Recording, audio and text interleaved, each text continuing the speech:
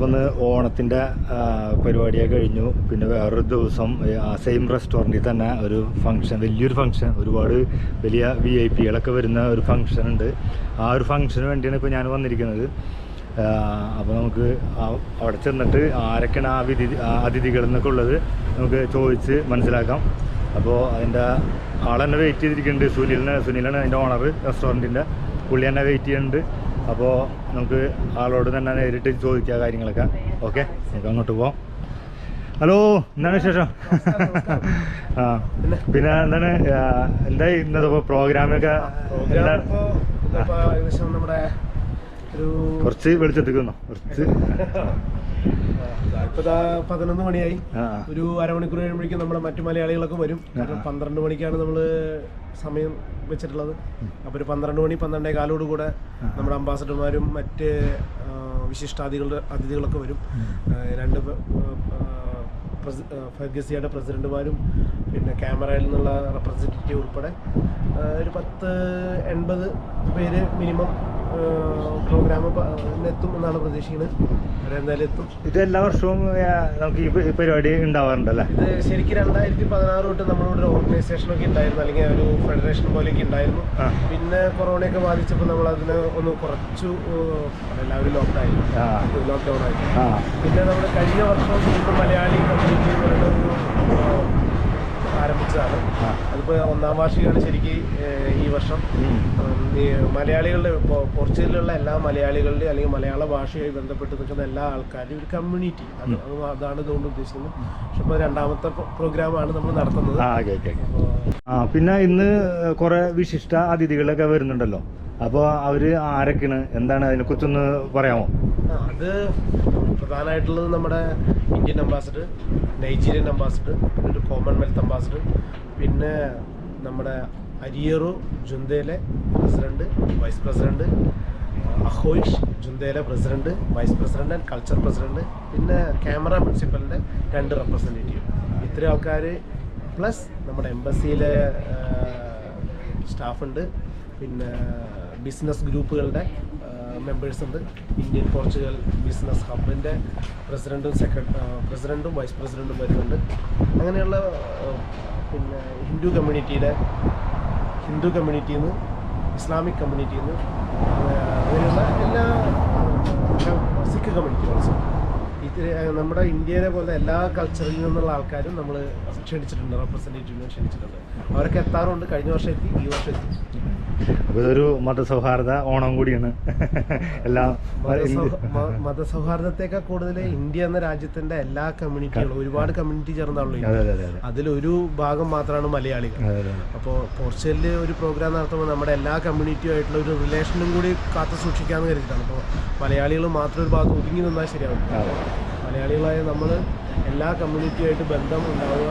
നമുക്ക് എന്താവശ്യത്തിനും ആരോടും ചെല്ലാനോ സംസാരിക്കാനോ നമ്മളാരാന്നുള്ള ഒരു രീതിയിൽ കമ്മ്യൂണിറ്റി, നമ്മുടെ സ്വത്വബോധം എന്ന് പറയും മലയാളത്തിൽ.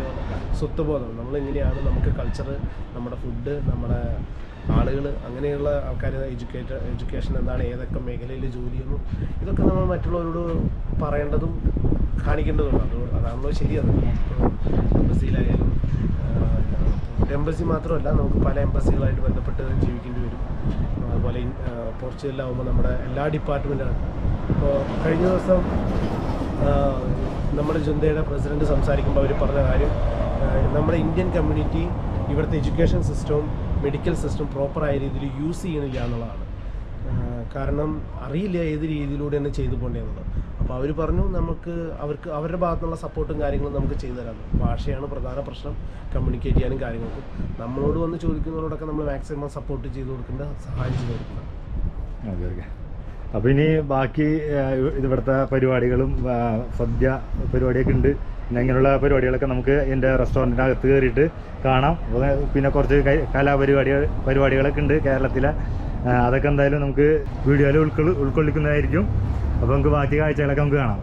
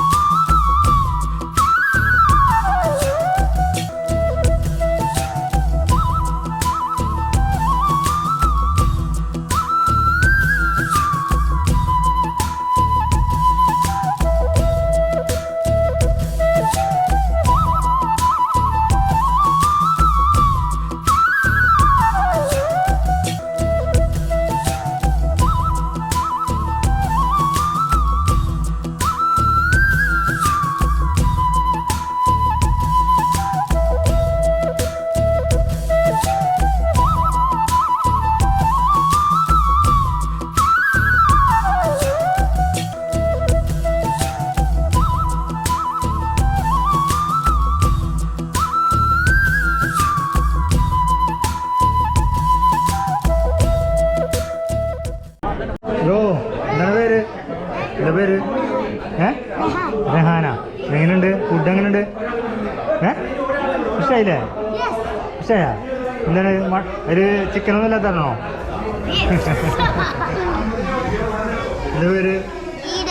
കീരൻ. ഓ, എങ്ങനെയുണ്ട് ഫുഡ്?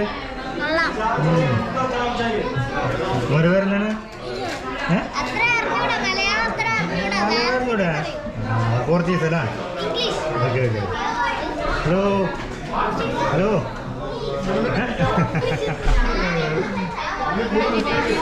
എന്താ പേര്? ഡാനിയൽ.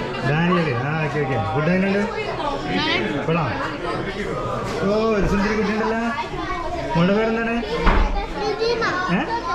വീണ. Okay okay. എങ്ങനെയുണ്ട് ഫുഡ്? ഫുഡ് എങ്ങനെയുണ്ട്? കൊള്ളാം. ഓ, എന്താ സ്റ്റോറി? ഹലോ. എന്താ പേര്? പേരെന്താ? കനയ്യ. Okay okay. പല്ലൊക്കെ പോയാ? പല്ല് പോയാ? എന്താണ് പേര്? വിശാലി. ഓ, നൈസ് നെയിം. എന്താ പേര്? നിധി. ഇവിടെ പഠിക്കണ്ട? എത്രത്? 7th. Okay okay. എന്താ പേര്? ജാൻവി. ഇവിടെ പഠിക്കാം? ഏത് സ്റ്റാൻഡേർഡിൽ? 10th. Okay okay. എങ്ങനെയുണ്ട് എഡ്യൂക്കേഷനൊക്കെ? എവിടെയാ? ഇംഗ്ലീഷ് ഉണ്ടോ? ഇംഗ്ലീഷ് സബ്ജക്ട് മാത്രമേ പോർച്ചുഗീസ് ആണല്ലേ? Okay okay.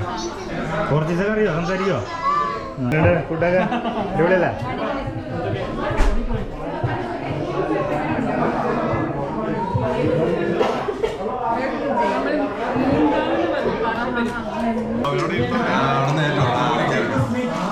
ഞാൻ പല പ്രാവശ്യം ആളെ വിട്ടായിരുന്നു. ഞാൻ പല പ്രാവശ്യം ആളെ വിട്ടു. തിരക്കില്ലാതോ? എന്തോ ഈ പബ്ബിൽ നമ്മളെ ഫ്രണ്ട്സ് ഉണ്ടായിരിക്കും. ഫ്രണ്ട്സ് ഉണ്ടെന്ന് എനിക്ക് സാധാരണ മലയാളം പഠിക്കുന്നത് പോർച്ചുഗീസ് പഠിക്കുന്നത്.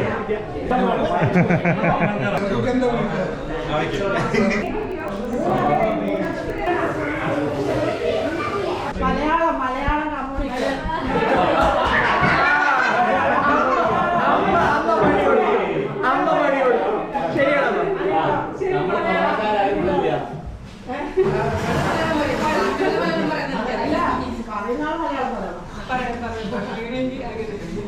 നമ്മളെല്ലാവരും ഇവിടെ ഓണാഘോഷ പരിപാടിയായിട്ട് കൂടിയിരിക്കുകയാണ്. ഞാൻ എൻ്റെ 3 മക്കളാണ്. എൻ്റെ പേര് അനിത, ജാൻവി, നിധി, വിശാലി. ഞങ്ങൾ വളരെ ചുരുങ്ങിയ സമയം കൊണ്ട് ഒരു 2-3 പരിപാടികൾ സെറ്റ് ചെയ്തിരിക്കുകയാണ്. അതിലൊന്ന് ഒരു ഓണപ്പാട്ടാണ്. പഴയ കാലത്തെ ഒരു പാട്ട് തന്നെയാണ്. ചെറിയ തെറ്റുകളൊക്കെ ഉണ്ടാവും, എന്നാലും കൈയടിച്ച് പ്രോത്സാഹിക്കാം.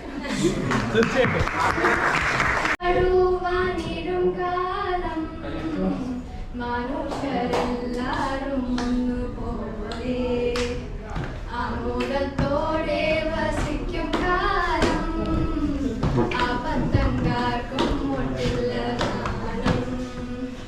ആദികൾ വ്യാധികൾ ഒന്നുമില്ല, ബാലമരണങ്ങൾ കേൾപ്പാനില്ല, കള്ളവുമില്ല, ചതിയുമില്ല, ഏലോലമില്ല പൊലിവചനം.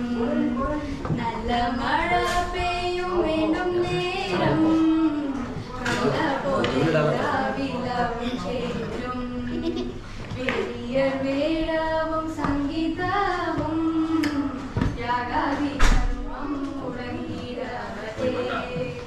നല്ലവരല്ലാതെ ഇല്ല പാരിൽ, ഭൂലോകമൊക്കെയും ഒന്നുപോലെ, നാരിമർ ഭാവങ്ങൾ മറ്റുള്ളോരും ആമോദത്തോടെ വസിക്കും കാലം.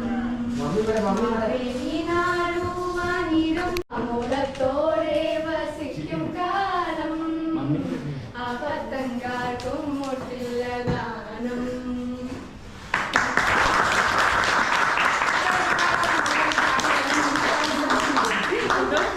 തട്ടിക്കുട്ടിയുള്ള പരിപാടിയാണ്. അപ്പൊ ഞങ്ങൾ എന്താ ചെയ്യാൻ പോകണമെന്ന് വെച്ചാൽ കേരളത്തിലുള്ള മേജർ ആർട്ട് ഫോംസ് തിരുവാതിരകളി, മോഹിനിയാട്ടം, പിന്നെ പുലിക്കളി, പുലി മുമ്പിലോട്ട് വന്ന് അതിന്റെ ഒരു ചെറിയ ഈ മാസ്ക് നമ്മൾ തന്നെ ഉണ്ടാക്കിയത്. അപ്പൊ അതിന്റെ ചെറിയൊരു റെപ്രസെന്റേഷൻ ആയിട്ട് ഒരു പാട്ടിലിങ്ങനെ ഇൻക്ലൂഡ് ചെയ്തു. പിന്നെ ഞാൻ കണ്ടാ തോന്നില്ല മാബലിയുടെ ഒരു ചെറിയൊരു ഇത് വേണ്ടല്ലോ, ഒത്തിരി വലിയ കൊടയായിരുന്നു അതില്.